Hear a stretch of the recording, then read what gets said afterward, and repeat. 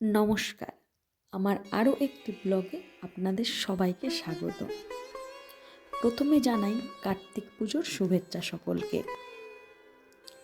আজ যেহেতু কার্তিক পুজো, তাই আমি আপনাদের কাছে একটি কথা শেয়ার করতে চাই। আপনারা জানেন কি কার্তিক ঠাকুরকে কেন রাত্রেবেলা গোপনে ফেলা হয়? আর এই কার্তিক পুজোই বা কবে থেকে শুরু হয়েছে? তাহলে শুনুন। সালটা তখন 1853। বর্ধমান রাজাদের তত্ত্বাবধানে পালদের জমিদারি তখন রমরমা। বলা যেতে পারে সারা গ্রাম জুড়ে দাপিয়ে বেড়াচ্ছিল এই পালেরা। তবে সেই সময় জয়নারায়ণ পাল, শ্যাম পাল, লক্ষ্মীনারায়ণ পালের কোনো সন্তান না থাকায় তারা চিন্তায় পড়েছিল। অনেক উপায় অবলম্বন করেও কোনো কিছুতেই কিছু হয়নি। হঠাৎ এক রাত্রে জয়নারায়ণ পাল স্বপ্ন দেখেন কার্তিক পুজো করতে হবে তাদের, এবং কার্তিক পুজো করলেই তাদের 3 সন্তানের কোল আলো করে সন্তান আসবে।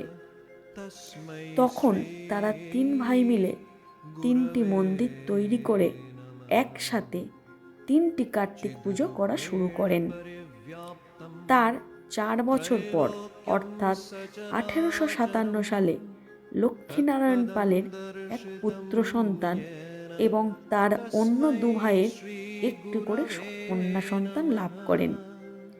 আর তারপর থেকেই পরম্পরা অনুযায়ী বর্ধমানের গৌড়বাজার নামক স্থানে কার্তিক পুজো আরম্ভ হয়। অনেকে অজানা ঘটনা থাকলেও তারপর থেকে নিঃসন্তান দম্পতিরা এই কার্তিক পুজো করে আসছে। যেহেতু নিঃসন্তান দম্পতিরা লজ্জা পেত, তাই তার আত্মীয় স্বজন বন্ধু বান্ধবেরা গোপনে কার্তিককে তাদের বাড়ির দরজায় দিয়ে যেত। আর এখন কেউ নতুন বিয়ে করলেই একইভাবেই সেই কার্তিক ফেলে আনন্দ উপভোগ করেন বিভিন্ন বন্ধু বান্ধব আত্মীয় স্বজনেরা।